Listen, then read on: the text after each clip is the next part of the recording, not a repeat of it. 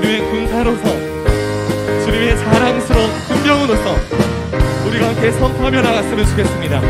주께서 전진해 온다. 그의 강한 승리의 군대, 주의 영광 찬란하게 비치네. 찬양하세, 찬양하세.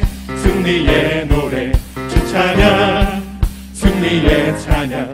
누가 당할 손과 주님의 군대, 우리 대장 되신, 우리 대장 되신 구주 예수, 나 주님의 뒤따르면 누가 당할 손과 주님의 군대. 다시 한번 주께서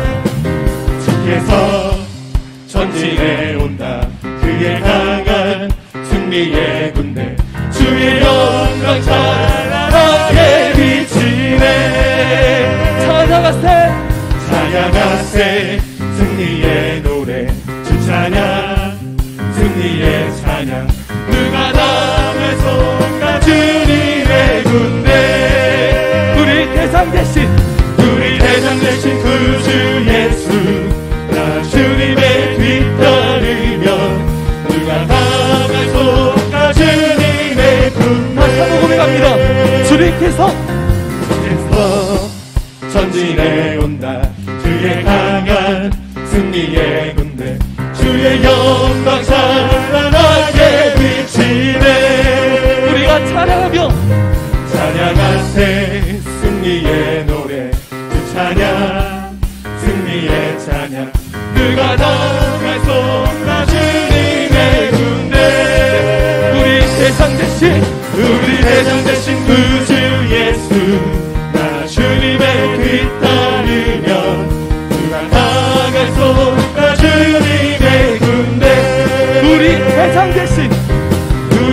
되신 구주 예수, 나 주님의 뒤따르면 누가 당할 손과 주님의 군대.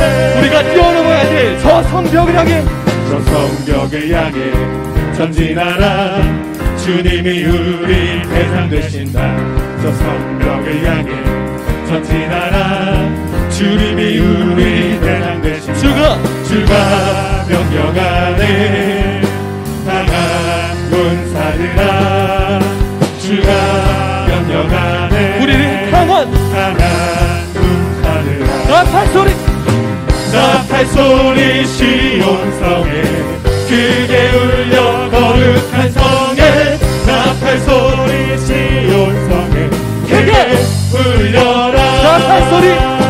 나팔소리 시온성에 크게 울려 거룩한 성에, 나팔소리 시온성에 크게 울려라. 저 성벽을 향해 전진하라. 주님이 우리 대장 되신다. 저 성벽을 향해 전진하라. 주님이 우리 대장 되신다. 주가 명령하네. 우리를 향한 용사들입니다. 용사들아, 주님께서 주가 명령하네. 이 땅을 이길 강한 용사들아, 나팔소리 시온성에 크게 울려 거룩한 성에, 나팔소리 시온성에 크게 울려라. 나팔소리 시온성에 크게 울려 거룩한 성에, 나팔소리 시온성에 크게 울려라. 나팔소리 시온성에 크게 울려 거룩한 성에, 나팔소리 시온성에 크게 울려라. 크게 울려라. 마지막으로 크게 울려라.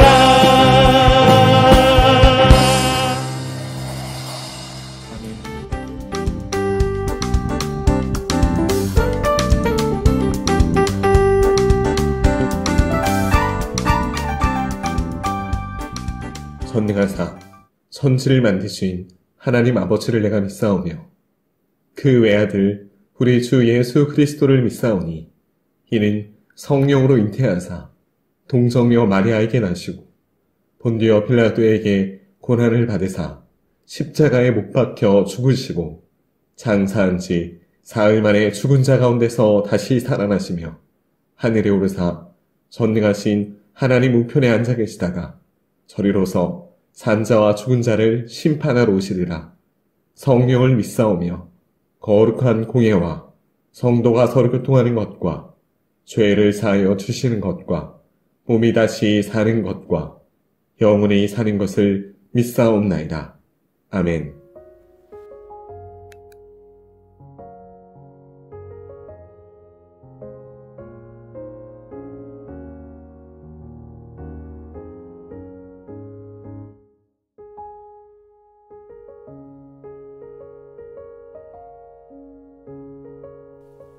우리 학생들이 하나님의 은혜를 그 무엇보다도 우선시할 수 있는 주일이 되게 하소서.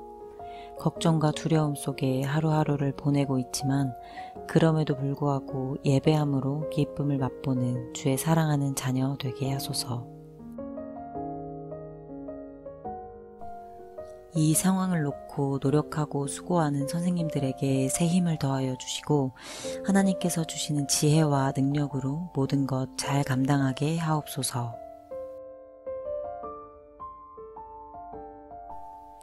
가정과 학교, 직장 등 사회 경제적인 곳에서의 정리되지 않은 어려움이 조속히 해결되게 하시어 우리가 자리한 모든 영역에서의 삶을 지켜주시는 하나님을 경험하게 하소서. 다드림의 예배와 다드리머들의 신앙생활이 위축되지 않게 하시고 주어진 상황 속에서 최선을 다하여 하나님께 영광 올려드릴 수 있는 주일 되게 해주세요.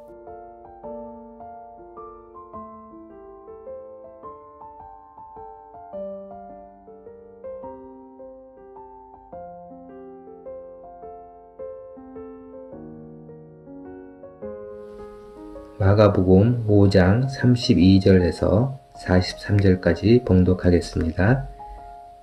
예수께서 이 일 행한 여자를 보려고 둘러보시니 여자가 자기에게 이루어진 일을 알고 두려워하여 떨며 와서 그 앞에 엎드려 모든 사실을 여쭈니 예수께서 이르시되 딸아 내 믿음이 너를 구원하였으니 편안히 가라. 내 병에서 누워 건강할지어다. 아직 예수께서 말씀하실 때에 회당장의 집에서 사람들이 와서 회당장에게 이르되 당신의 딸이 죽었나이다. 어찌하여 선생을 더 괴롭게 하나이까? 예수께서 그 하는 말을 곁에서 들으시고 회당장에게 이르되 두려워하지 말고 믿기만 하라 하시고 베드로와 야고보와 야고보의 형제 요한 외에 아무도 따라옴을 허락하지 아니하시고 회당장의 집에 함께 가사 떠드는 것과 사람들이 울며 심히 통곡함을 보시고 들어가서 그들에게 이르시되 너희가 어찌하여 떠들며 우느냐? 이 아이가 죽은 것이 아니라 잔다 하시니 그들이 비웃더라. 예수께서 그들을 다 내어보내신 후에 아이의 부모와 또 자기와 함께 한 자들을 데리시고 아이 있는 곳에 들어가사 그 아이의 손을 잡고 이르시되 달리다굼 하시니 번역하면 곧 내가 네게 말하노니 소녀야 일어나라 하심이라. 소녀가 곧 일어나서 걸으니 나이가 12살이라. 사람들이 곧 크게 놀라거늘 예수께서 이 일을 아무도 알지 못하게 하라고 그들을 많이 경계하시고 이에 소녀에게 먹을 것을 주라 하시니라. 아멘.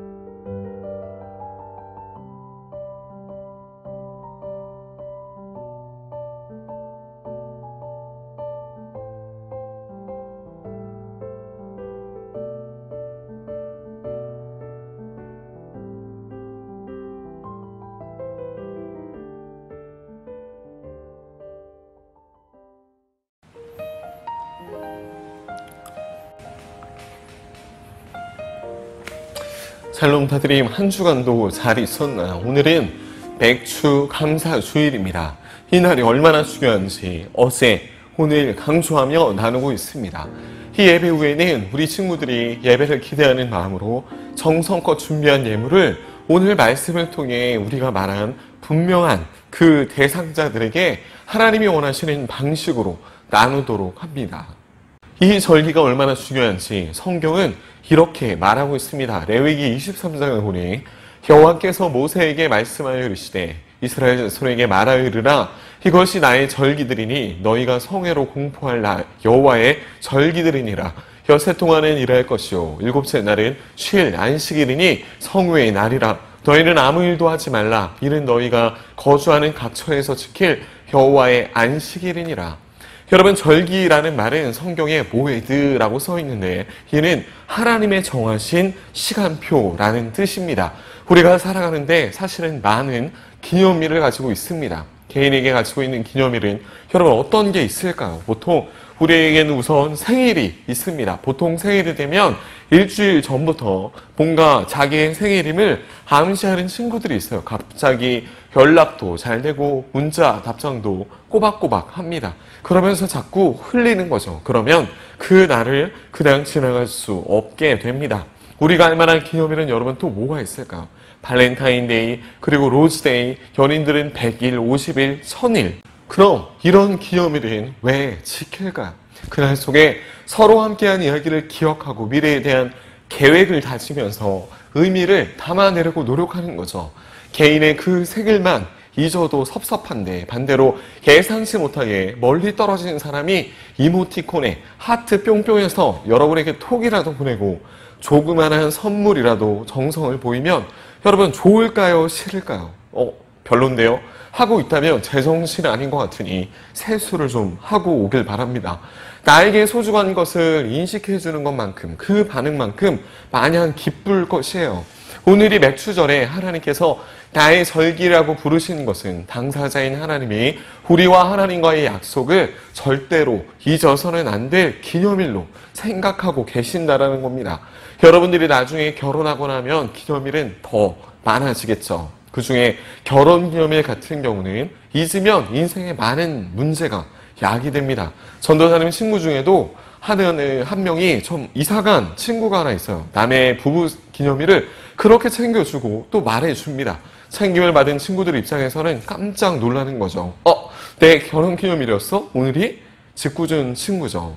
그게 바로 전도사입니다. 막 챙겨주고 욕도 먹어요.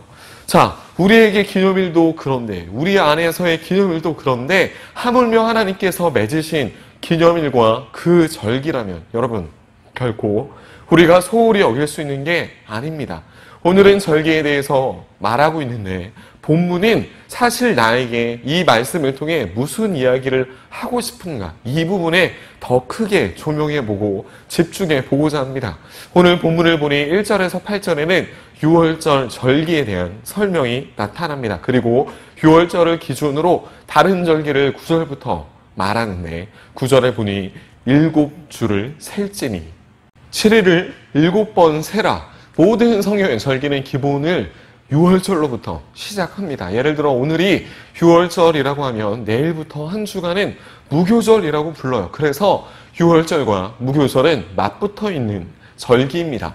무교절에는 쓴나물을 먹고 발효가 되지 않은 누룩이 없는 떡을 먹는데 이는 구원을 설명하기 위한 그림입니다. 구원은 전적으로 외부적인 어떤 힘이나 그런 발효 없이 오직 하나님의 은혜로만 임한다. 그래서 누룩 없는 떡을 의미하며 먹습니다.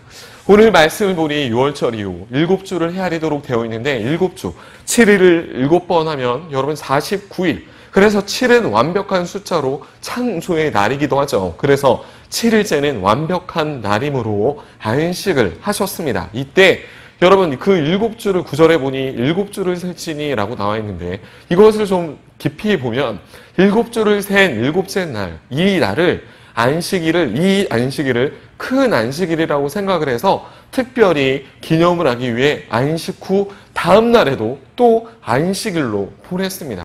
그래서 7날을 7일을 7번 센 49일에 다시 안식일을 센 1일이 더해지게 되는 거예요. 그래서 49 더하기 1은 50일. 여러분 그래서 오순에서 이 순자가 열순자입니다. 10일이 5번 지나서 된 날, 그것이 바로 오순절 이런 건데 그래서 맥추절이 오순절이고 맥추절과 오순절은 같은 날이 되는 거죠. 또 다른 표현으로는 위에서 전도사님이 설명했듯이 7일을 7번 센 칠칠절이라고도 부릅니다. 같은 날의 다른 표현인 거예요. 맥추절, 오순절, 칠칠절. 자, 그럼 이 오순절 날이 어떤 날인지는 알겠는데 이게 과연 우리와 무슨 상관이 있을까요? 우리는 신앙에서 지킨 오순절의 의미를 통해 엿볼 수 있습니다. 사도행전 2장을 중심으로 보면 1절에 오순절 날이 이미 이름에 그들이 다 같이 한 곳에 모였더니, 여러분 여기에서 보통 이 모두 다 모인 곳, 이 장소를 무슨 다락방이라고 알려져 있어요? 마가의 다락방. 그런데 사실은 이렇게 명시하여 마가의 다락방임을 성경은 기록하고 있지는 않습니다. 우리가 합리적으로 추정하는 것이에요. 명시된 곳은 없습니다. 어찌됐든 다 같이 한 곳에 모였다고 합니다. 만일 성경에 이 장소가 중요했다면 여기가 어딘지 분명히 밝혔을 텐데, 그런데 한 곳이다라는 이 표현으로 보자면 장소보다 더 중요한 게 있다는 말 같습니다. 여러분, 그럼 성경은 어디에 강조점이 있을까요? 바로 오순절이라는 때를, 장소보다 이 때를 강조하고 있습니다. 이 날이 이 땅에 최초로 하나님이 계획하신 교회의 실체가 드러난 날이라는 것이에요. 그래서 이 날은 사실상 모든 교회의 생일이 되는 날입니다. 그렇기 때문에 중요한 날이래요. 맥추절은, 오순절이라고 불리는 이 날은 역사 속에서 교회가 탄생한 날입니다. 그러니까 여러분, 중요할까요? 중요하지 않을까요? 굉장히 중요한 날입니다. 그게 언제라고요? 오늘 맥추 감사절입니다. 호련히 하늘로부터 급하고 강한 바람 같은 소리가 있어 그들의 앉은 온 집에 가득하며, 이때 이 맥추절에 성령이 임했습니다. 성령이 공개적이고 공식적으로 교회에 임한 첫 번째 현장이 됩니다. 그런데 이때 참석한 이들은 뭘 하고 있을까요? 보통 그림을 보면 이때 다들 기도하고 있었다라고 우리는 생각을 할 수 있지만 힌트를 조금 볼게요. 앉은 온 집에. 여러분, 유대인들은 기도를 어떻게 하나요? 두 가지 액션으로 기도를 하는데 성경은 서서 그리고 엎드려 기도한다고 말하고 있습니다. 성경의 모든 기도의 샘플이 이 두 가지 외에는 소개된 적이 없어요. 에스라나 다니엘의 기도 모두 다 똑같아요. 엎드려서 기도를 합니다. 그리고 누가복음 18장 세리와 바리새인들은 어떻게 기도한다고 나오냐면 서서 기도했다라고 나옵니다. 그럼 당시 맥추절에, 오순절에 이곳에 앉아 있었다라는 것은 어떤 액션을 그림으로 그리는 걸까요? 바로 말씀을 듣고 있던 때라고 말하고 있는 겁니다. 성령의 감림이 그 기도를 할 때 임한 것이 아니라 말씀을 청종하고 있을 때 임한 것이라는 뜻입니다. 여러분, 언제? 바로 지금 이 순간, 맥추절에 우리가 지금 말씀을 듣고 있는 이 순간 그랬다는 거예요. 3절을 볼게요. 마치 불의 혀처럼 갈라지는 것들이 그들에게 보여 각 사람 위에 하나씩 임하여 있더니, 성령의 불이 각 사람에게 하나씩 임합니다. 교회 공동체에 임한, 각각에 임한 성령의 임재예요. 여러분, 우리에게도 각각 여러분의 삶의 영역에서 그 하나님의 영을 경험하기를 바랍니다. 그런데 하나님의 영이 임하자, 그 영이 충만하자 아주 특별한 일이 생깁니다. 4절과 8절을 볼게요. 그들이 다 성령의 충만함을 받고 성령이 말하게 하심을 따라 다른 언어들로 말하기를 시작하니라. 8절을 보니 우리 각 사람이 난 곳 방언으로 듣게 되는 것이 어찌 됨이냐. 사도들이 설교를 했는데 그 말씀을 다들 다른 말로 알아들었대요. 사도들은 여러분 무슨 말을 했을까요? 당시 히브리어로 말을 했습니다. 그런데 그들이 천지 사방으로 모인 흩어진 자라는 뜻으로 디아스포라로서 이방인 땅에서 태어난 1세대, 2세대의 사람들이 지금 모인 것인데, 이들이 히브리어 모국어를 잃어버린 경우, 까먹은 경우가 훨씬 더 많았대요. 그런데 그들에게 성령이 임하자 그 듣고 있던 말씀이, 자기들이 들었던 그 히브리어로 들었던 내용들이 자기가 태어난 그 자기들이 할 수 있는 언어로 들렸다, 이해했다라는 것이에요. 여러분, 여기에서 중요한 것은 11절입니다. 그레네인과 아라비아인들이라 우리가 다 우리의 각 언어로 하나님의 큰 일을 말함을 듣는도다 하고, 우리가 각 언어로 듣는데 여러분 뭘 들어요? 어떤 말씀을 들어요? 하나님의 큰 일 말함을. 여기서 우리는 두 가지 사실을 알 수 있습니다. 초대교회 최초의 그 교회가 드러날 때 어떤 일이 나타났다? 첫 번째, 말씀을 듣고 앉은 가운데 공동체에게 성령이 임했다. 그리고 두 번째, 언어의 혼잡이 통일됐다. 여러분, 이게 바로 같은 말을 하고 같은 말을 들었다는 것입니다. 창세기 11장을 보면 인간이 하나님에 대한 반역을 도모합니다. 그러면서 흩어짐을 면하자 하고 지브라트, 바벨탑을 쌓아갑니다. 하나님이 유일한 피난처가 되어야 하는데 그들은 홍수 심판의 교훈을 잃어버리고 바벨탑을 쌓아 반역의 역사를 올립니다. 여러분, 구음이 하나였던 그 언어가 하나였던 그때 반역의 역사를 하나님이 아시고 하나님은 언어를 혼잡케 하십니다. 우리가 미국에 가면 엠파이어 스테이트 빌딩이 있잖아요. 여러분, 그게 왜 이렇게 유명할까요? 1930년대 우리로 하면은 일제 치하가 막 있을 때 100층이 넘는 건물을 사람들이 손수 서로 소통하면서 지었던 거예요. 그래서 그게 그렇게 대단한 거죠. 지금은 기계를 많이 동원하는데 그때는 그렇게 공사를 할 때 소통이 얼마나 중요했겠어요. 그런데 언어를 흐트러 놓으면 여러분 어떻게 될까요? 망치 갖다 줘 했는데 사람들이 톡 갖다 주고 물 갖다 줘 그랬는데 막 흙 갖다 주고, 이 바벨탑 때부터 이제 우리가 그렇게 비싼 과외를 들어가며 돈을 내며 영어를 배워야 하는 그런 형벌에 빠진 거예요. 다드림에 몇 개월 유학 갔다 온 그 한우리라는 친구가 있는데 한우리에게 영어 좀 늘었나 물어봤더니 누구든지 자기한테 영어 물어보면 절교를 선언한다 막 이러는 거예요. 여러분, 1년 2년 언어 유학하면 어디 그 언어가 늘겠습니까? 그런데 초대교회의 첫 번째 현상이 뭐라고요? 심판을 상징하던, 그 상징으로 심판을 상징하는 것으로 여겼던 언어가 하나가 되어 소통의 역사가 일어났다라는 것입니다. 사랑하는 친구들, 우리의 모든 눈물의 비통함은 아담이 하나님을 반역했을 때부터 하나님과 소통이 단절되어 고통이 찾아오기 시작했습니다. 우리는 그때부터 슬픔과 고난을 겪었어요. 그래서 인간의 그리고 인류의 모든 회복과 심지어 마지막 회복은 하나님과의 소통의 회복입니다. 그리고 그래야만 사람과 이웃과의 진정한 소통도 이루어지는 거예요. 내 안에 하나님의 사랑을 알지 못하고는 내 이웃의 사랑도 이루지 못하는 거죠. 이걸 첫 교회의 임재 사건 속에 하나님은 보여주셨습니다. 언제? 오늘 맥추 감사절에, 오순절에, 그리고 각 방언을 통해 듣게 된 것은 하나님의 큰일이다 라고 말을 합니다.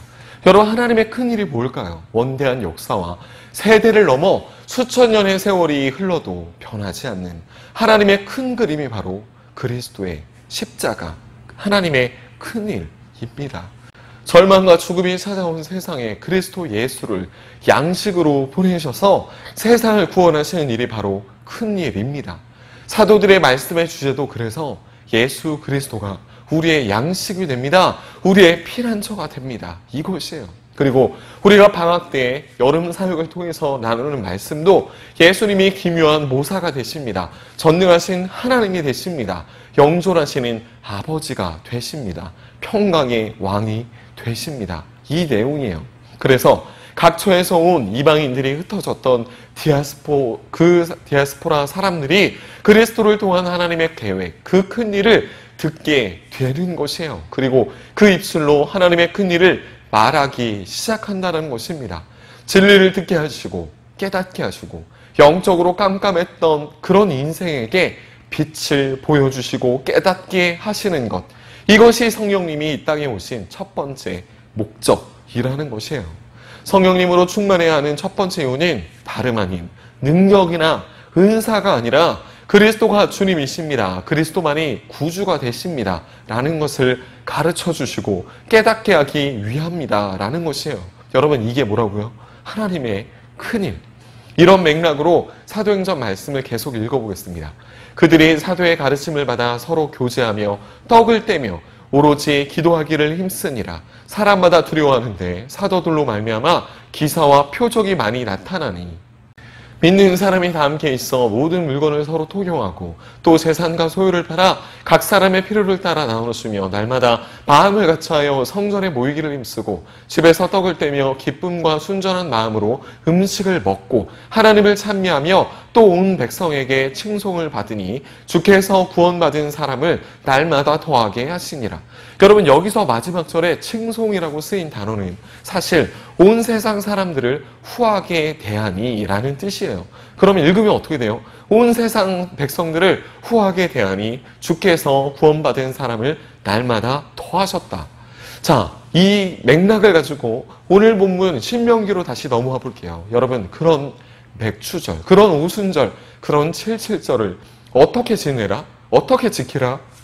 신명기 16장 10절을 볼게요. 내 하나님 여호와 앞에 77절을 지키되 내 하나님 여호와께서 내게 복을 주신 대로 내 힘을 헤아려 자원하는 예물을 드리고 너와 내 자녀와 노비와 내 성중에 있는 레위인과 및 너희 중에 있는 객과 고아와 과부가 함께 내 하나님 여호와께서 자기 이름을 두시려고 택하신 곳에서 내 하나님 여호와 앞에서 즐거워할지니라.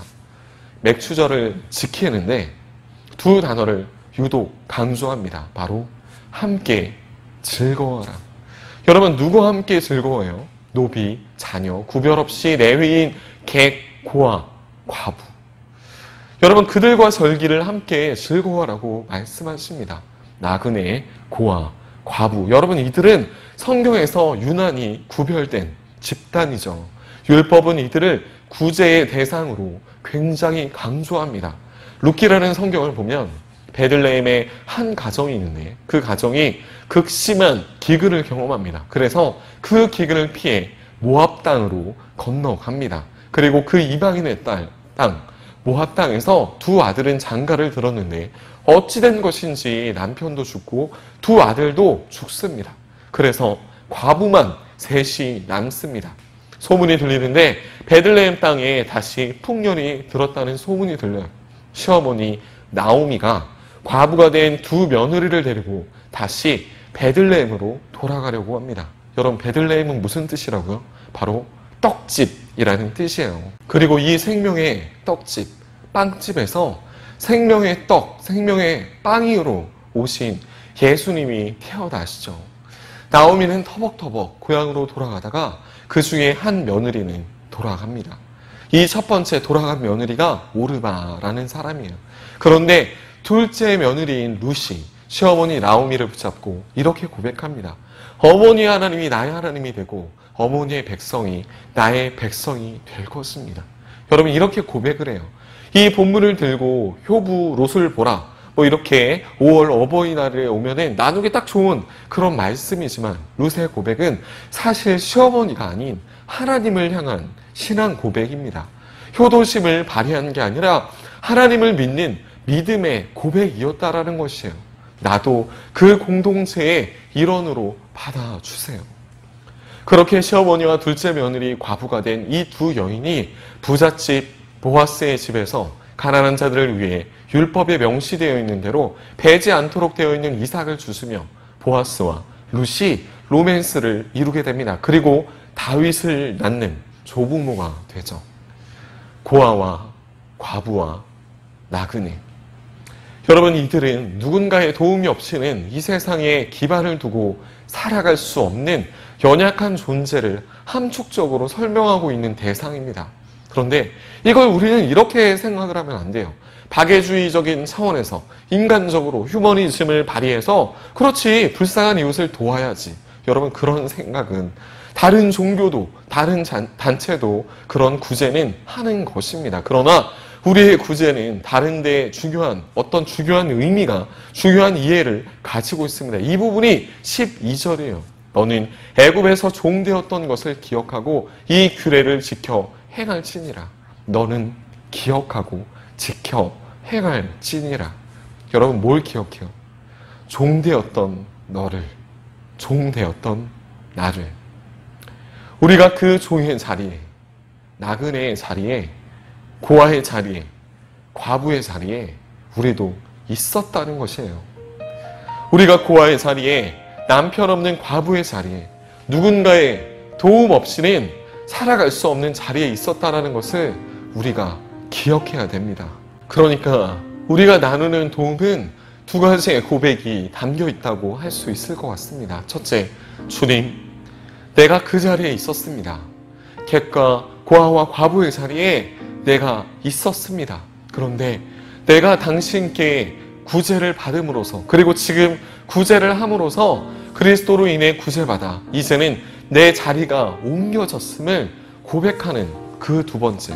그래서 둘째는 뭐예요? 이제 그리스도가 생명의 양식이 되어서 십자가에서 죽으심으로 그 사랑으로 이제 내가 이 자리에 있습니다 라고 하는 고백이라는 거예요.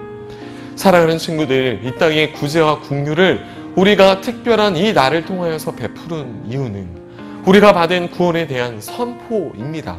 구원이 감사하다는 고백이어야만 해요. 세상을 향해 그리스도께서 당신에게도 그리스도가 생명의 떡이 되십니다. 예수님만이 당신의 구원이 되십니다. 이것이 구제라는 차원으로 선포되어야 한다는 것이에요. 올해 다드림, 우리는 베이비박스를 돕습니다. 또 자립이 어려운 미혼녀 분들을 도울 거예요. 그리고 그들에게 편지가 도착할 겁니다. 여러분의 손길은 복음이 담겨있는 편지입니다. 그리고 우리는 다만 선포하고 심을 뿐이에요. 사랑하는 다드림 친구들, 우리 앞으로 코로나는 어떻게 될까요? 여러분 몰라요.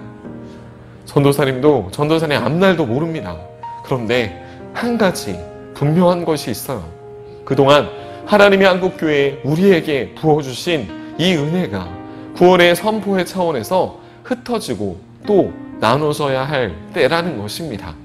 맥주원금을 이웃사랑으로 나눈 이유는 그래서 분명한 이유를 가지고 있습니다. 오늘의 과부, 고아, 객과 나그네 그들과 함께 나누는 것이에요.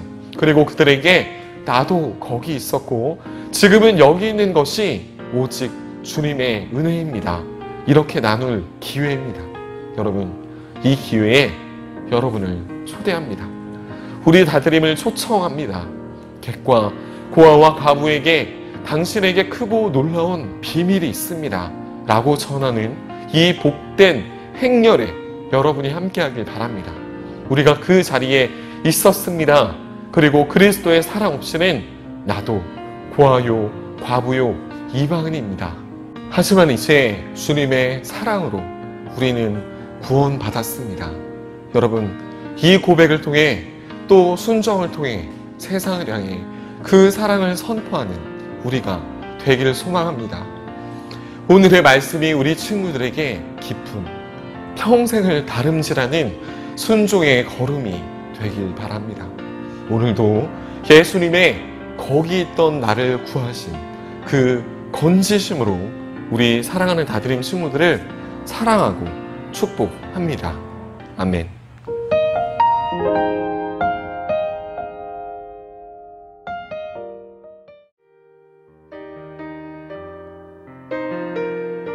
내가 누려왔던 모든 것들이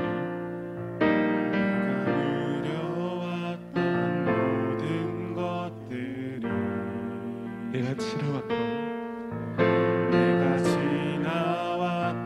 모든 순간이 내가 걸어왔던 모든 순간이 정말 그렇게 믿으십니까? 당연한 것 아니라 은혜였어. 저 아침에 해가 뜨고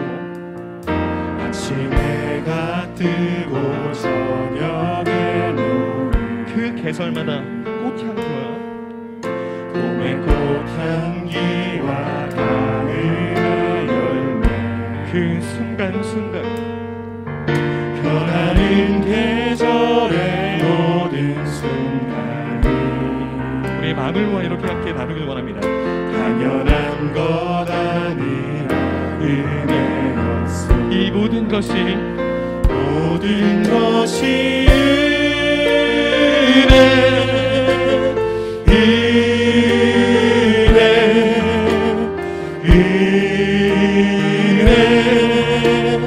한없는 은혜 내 삶에 당연한 것 하나도 없었던 것은 모든 것이 은혜였소. 내가 이 땅에 태어나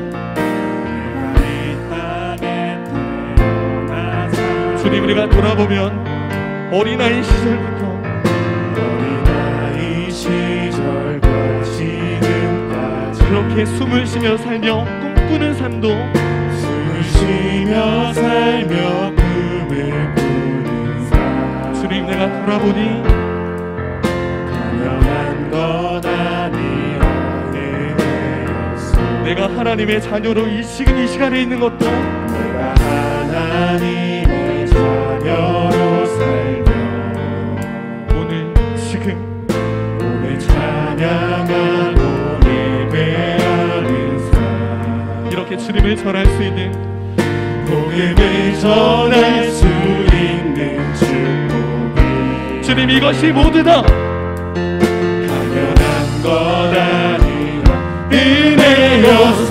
모든 것이 모든 것이 은혜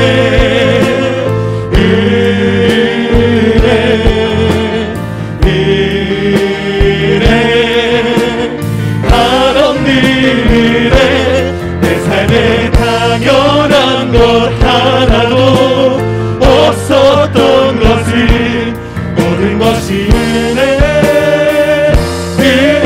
거친 파도가 거친 파도 날 향해 와도 우리 주와 함께 주와 함께 날아오 그리 복분 가운데 높은 가운데 나의 영혼 나는 오롯이 잠잠하게 주를 보리라. 거친 파도 날 향해 와도 나는 주님과 함께 주와 함께 날아오 그리 높은 가운데 나의 영혼 잠잠하게 주를 우리 마지막으로 합니다. 거친 파도 거친 파도 날 향해 와도 우리 주님은 나와 함께 주와 함께 날아오 그리 높은 가운데 나의 영혼 잠잠하게 주를 보리라. 우리가 이 시간 함께 기도하길 원합니다. 풍랑 가운데 우리 주님의 제자들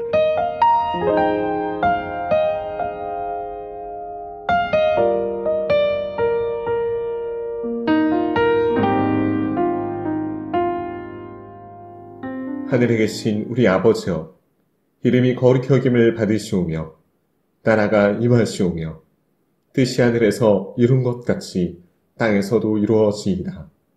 오늘날 우리에게 일용할 양식을 주옵시고 우리가 우리에게 죄 지은 자를 사하여 준 것 같이 우리 죄를 사하여 주옵시고 우리를 시험에 들게 하지 마옵시고 다만 악에서 구하옵소서. 대개 나라와 권세와 영광이 아버지께 영원히 있사옵나이다. 아멘. 크신 예배 가볼 수도 없고 작은 곳 아래 지쳐도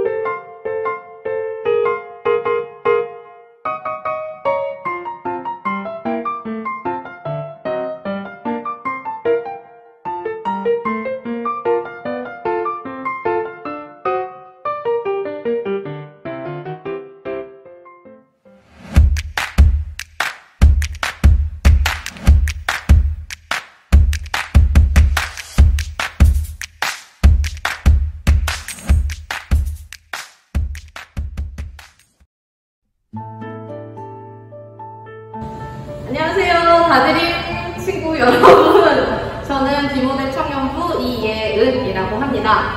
오늘 여기 이 자리를 통해서 여러분들과 만나게 되어서 너무나도 기쁘고요. 여러분들과 이렇게 소통할 수 있는 자리를 마련해주신 찬형지 전도사님께 큰 감사를 드립니다. 네, 여러분 온라인으로 예배 잘 드리고 계신가요?